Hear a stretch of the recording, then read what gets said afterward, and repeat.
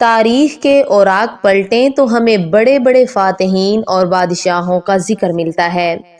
سکندر اعظم سے لے کر چنگیز خان تک دنیا نے بہت سے حکمران دیکھے، مگر آج ہم جس بادشاہ کا ذکر کرنے جا رہے ہیں اس کی سلطنت کی حدود زمین کے نقشوں میں قید نہیں تھی۔ ذرا تصور کیجئے ایک ایسے حکمران کا جو اگر سفر کا ارادہ کرتا ہے تو گھوڑوں یا گاڑیوں کا محتاج نہیں ہوتا، بلکہ ہوائیں آگے بڑھ کر اس کا تخت اٹھا لیتی ہیں، جو اگر حکم دیتا ہے تو انسان تو کیا خوفناک جنات بھی سر جھکا کر تعمیل کرتے ہیں، جو اگر خاموش بیٹھتا ہے تو پرندے اس کے سر پر سایہ کر لیتے ہیں اور سمندر کی لہریں اس کے لیے خزانے اگل دیتی ہیں۔ یہ کوئی افسانوی کردار نہیں اور نہ ہی الف لیلا کی کوئی فرضی داستان ہے، یہ ذکر ہے اللہ کے اس جلیل القدر پیغمبر کا جسے دنیا حضرت سلیمان علیہ السلام کے نام سے جانتی ہے، وہ جو بیک وقت ایک نبی بھی تھے اور ایک عظیم شہنشاہ بھی۔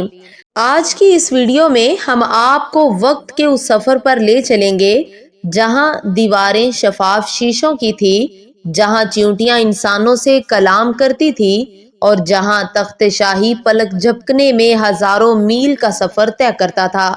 اگر آپ اللہ کی قدرت کے اس عظیم شاہکار کو محسوس کرنا چاہتے ہیں تو اپنی مصروفیات کو چند منٹ کے لیے ترک کر دیں، کیونکہ یہ داستان آپ کی سوچ کے زاویے بدلنے والی ہے۔ حضرت سلیمان علیہ السلام حضرت داؤد علیہ السلام کے بیٹے تھے۔ اللہ تعالیٰ نے باپ اور بیٹے دونوں کو علم و حکمت کے سمندر عطا کیے تھے، لیکن حضرت سلیمان علیہ السلام کا مقام حکمرانی میں منفرد تھا۔ قرآن کریم ہمیں بتاتا ہے کہ جب نبوت کا تاج آپ کے سر پر رکھا گیا تو آپ نے اپنے رب سے ایک ایسی دعا مانگی جو تاریخ انسانی کی سب سے بڑی اور انوکھی دعا تھی۔ قرآن مجید کی سورہ صاد میں ان الفاظ کی گونج آج بھی محفوظ ہے: اے میرے رب، مجھے بخش دے اور مجھے ایسی بادشاہت عطا کر جو میرے بعد کسی اور کے شایانہ شان نہ ہو، بے شک تو بڑا دینے والا ہے۔ اللہ اکبر! مانگا بھی تو کیا مانگا اور دینے والے نے بھی کیا خوب عطا کیا۔ اللہ تعالیٰ نے ہوا کو مسخر کر دیا، صبح کے وقت ہوا چلتی تو 1 مہینے کی مسافت طے کراتی اور شام کو واپسی پر بھی اتنا ہی سفر۔ گویا دنیا سمٹ کر آپ کے قدموں میں آ گئی تھی، اور پھر وہ مخلوق جسے انسان دیکھنے سے بھی ڈرتا ہے، یعنی جنات، سرکش اور دیو ہیکل جنات کو بیڑیاں پہنا کر حضرت سلیمان علیہ السلام کا تابع کر دیا گیا۔ وہ سمندروں میں غوطہ لگاتے، موتی نکالتے، بڑی بڑی دیگیں بناتے اور ایسے محلات تعمیر کرتے جنہیں بنانا انسان کے بس کی بات نہ تھی۔ مفکر اسلام علامہ محمد اقبال نے کیا خوب کہا تھا: ہو ہلکا یاراں تو بریشم کی طرح نرم، رزم حق کو باطل ہو تو فولاد ہے مومن۔ سلیمان علیہ السلام کی شخصیت اس شعر کی عملی تصویر تھی۔ جنات کے وہ فولاد تھے، لیکن اللہ کی چھوٹی مخلوق کے لیے ریشم کی طرح نرم۔ طاقت اکثر انسان کو فرعون بنا دیتی ہے، مگر نبوت کا مزاج عاجزی ہوتا ہے۔ سورۃ النمل میں ایک ایسا واقعہ محفوظ ہے جو حکمرانوں کے لیے قیامت تک مشعل راہ ہے۔ ایک روز سلیمان علیہ السلام کا ایک عظیم الشان لشکر اپنی پوری آب و تاب کے ساتھ آگے بڑھ رہا تھا۔ زمین قدموں کی دھمک سے لرز رہی تھی۔ یہ لشکر ایک وادی میں پہنچا جسے وادی نمل یعنی چیونٹیوں کی وادی کہا جاتا ہے۔ وہاں ایک چیونٹی جو شاید اپنی قوم کی نگہبان تھی، خطرہ بھانپ گئی۔ اس نے فوراً اپنے ساتھیوں کو پکارا: اے چیونٹیوں، اپنی بلوں میں گھس جاؤ، ایسا نہ ہو کہ سلیمان اور اس کا لشکر تمہیں کچل ڈالے اور انہیں خبر بھی نہ ہو۔ یہاں غور کرنے کا مقام ہے اتنی باریک آواز اور اتنا بڑا لشکر کا شور، مگر اللہ تعالیٰ نے سلیمان علیہ السلام کی سماعت کو وہ طاقت بخشی تھی کہ آپ نے اس ننھی سی جان کی فریاد سن لی۔ آپ مسکرائے۔ یہ مسکراہٹ طاقت کے نشے کی نہیں بلکہ شفقت کی تھی۔ آپ نے وہیں دعا کے لیے ہاتھ اٹھا دیے: اے میرے رب، مجھے توفیق دے کہ میں تیری نعمتوں کا شکر ادا کروں۔ یہ واقعہ ہمیں سکھاتا ہے کہ انسان کتنا ہی طاقتور کیوں نہ ہو جائے، اسے کمزوریوں کا درد محسوس کرنا چاہیے۔ حکمت اور دانائی میں سلیمان علیہ السلام کا کوئی ثانی نہیں تھا۔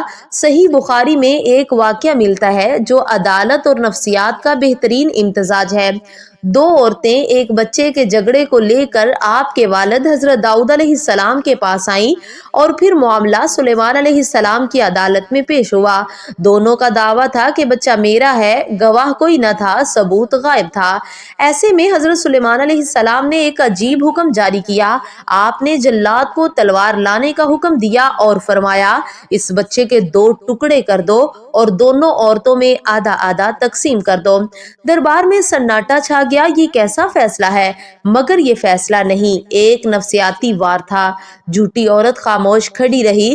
شاید اسے بچے کی جان سے زیادہ جائیداد یا ضد عزیز تھی، مگر حقیقی ماں تڑپ اٹھی۔ وہ چیخ پڑی، نہیں اے اللہ کے نبی، ایسا مت کیجئے، یہ بچہ اسی کو دے دیجئے، مگر خدا را اسے زندہ رہنے دیجئے۔ سلیمان علیہ السلام کے چہرے پر اطمینان آ گیا۔ آپ نے فرمایا، یہی اس کی اصل ماں ہے۔ بچہ اس عورت کے حوالے کر دیا گیا۔ یہ تھی وہ فراست مومنانہ جس کے بارے میں کہا جاتا ہے کہ مومن کی فراست سے ڈرو، وہ اللہ کے نور سے دیکھتا ہے۔ اور اب ذکر اس واقعے کا جو عقل کو حیرت میں ڈال دیتا ہے۔ پرندوں کی حاضری کے دوران ایک پرندہ ہدہد غائب ہو گیا۔ واپسی پر اس نے بتایا کہ وہ ملک سبا سے آ رہا ہے، جہاں ایک عورت حکمران ہے اور وہ سورج کی پوجا کرتی ہے۔ یہ سن کر حضرت سلیمان علیہ السلام کی توحید پسند طبیعت بے چین ہو گئی۔ آپ نے ملکہ بلقیس کو دعوتی خط لکھا۔ ملکہ نے جنگ کی بجائے تحائف بھیج کر معاملہ ٹالنا چاہا، مگر سلیمان علیہ السلام نے وہ تحائف ٹھکرا دیے۔ پھر آپ نے اپنے درباریوں کے سامنے ایک چیلنج رکھا۔ آپ نے فرمایا، کون ہے جو ملکہ کے یہاں پہنچنے سے پہلے اس کا تخت میرے پاس لے آئے؟ ایک طاقتور جن نے کہا، میں آپ کے دربار برخاست ہونے سے پہلے لے آؤں گا۔ مگر ایک ایسا شخص جسے کتاب کا علم عطا کیا گیا تھا، وہ بول اٹھا، میں آپ کے پلک جھپکنے سے پہلے اسے حاضر کر دوں گا۔ اور پھر وہی ہوا۔ آنکھ جھپکی نہیں کہ ہزاروں میل دور پڑا وہ بھاری تخت سلیمان علیہ السلام کے قدموں میں موجود تھا۔ یہ دیکھ کر آپ نے اپنی طاقت پر فخر نہیں کیا، بلکہ فوراً پکار اٹھے، ھذا من فضل ربی، یہ میرے رب کا فضل ہے، تاکہ وہ مجھے آزمائے کہ میں شکر ادا کرتا ہوں یا نہ شکری۔ جب ملکہ بلقیس وہاں پہنچی تو سلیمان علیہ السلام نے اسے اپنے خاص محل سراہ میں مدعو کیا۔ یہ محفل فن تعمیر کا ایسا نمونہ تھا جس کی مثال نہیں ملتی۔ اس کا فرش شفاف شیشے کا تھا اور اس کے نیچے پانی بہہ رہا تھا۔ ملکہ نے جب قدم بڑھایا تو اسے پانی سمجھ کر اپنی پنڈلیوں سے کپڑا اٹھا لیا۔ سلیمان علیہ السلام نے فرمایا، یہ پانی نہیں، شیشے کا ہموار فرش ہے۔ اس ایک لمحے نے ملکہ بلقیس کی آنکھوں سے ظاہر پرستی کا پردہ ہٹا دیا۔ وہ سمجھ گئی کہ جس بادشاہ کے پاس مادیت پر اتنا کنٹرول ہے، وہ دنیا کا پجاری نہیں ہو سکتا۔ اس نے وہیں سورج کی پرستش چھوڑ دی اور پکار اٹھی، اے میرے رب، میں آج سلیمان علیہ السلام کے ساتھ اللہ رب العالمین پر ایمان لاتی ہوں۔ حضرت سلیمان علیہ السلام نے اپنی زندگی اللہ کے گھر یعنی بیت المقدس کی تعمیر میں صرف کی۔ حدیث مبارکہ میں آتا ہے کہ آپ نے دعا کی تھی کہ جو اس مسجد میں صرف نماز کے لیے آئے، وہ گناہوں سے ایسے پاک ہو جائے جیسے نوزائیدہ بچہ۔ نبی کریم صلی اللہ علیہ وسلم نے خوشخبری دی کہ اللہ تعالیٰ نے یہ دعا قبول فرما لی۔ مگر دوستو، ہر عروج کو زوال ہے اور ہر زندگی کو موت۔ حضرت سلیمان علیہ السلام کی وفات کا منظر اتنا عبرتناک ہے کہ دل دہل جاتا ہے۔ جنات بیت المقدس کی تعمیر میں مصروف تھے۔ انہیں کنٹرول کرنے کے لیے سلیمان علیہ السلام اپنی لاٹھی کے سہارے کھڑے ہو کر عبادت کرنے لگے۔ اسی حالت میں موت کا فرشتہ آیا اور روح قبض کر لی گئی، مگر جسم مبارک گرا نہیں، وہ ویسے ہی کھڑا رہا۔ جن ڈرتے رہے، کام کرتے رہے، مہینوں گزر گئے، یہاں تک کہ ایک چھوٹی سی دیمک نے اللہ کے حکم سے اس مضبوط لاٹھی کو اندر سے کھانا شروع کیا۔ جب لکڑی کھوکھلی ہو گئی تو لاٹھی ٹوٹی اور ایک عظیم الشان بادشاہ زمین پر آ رہا۔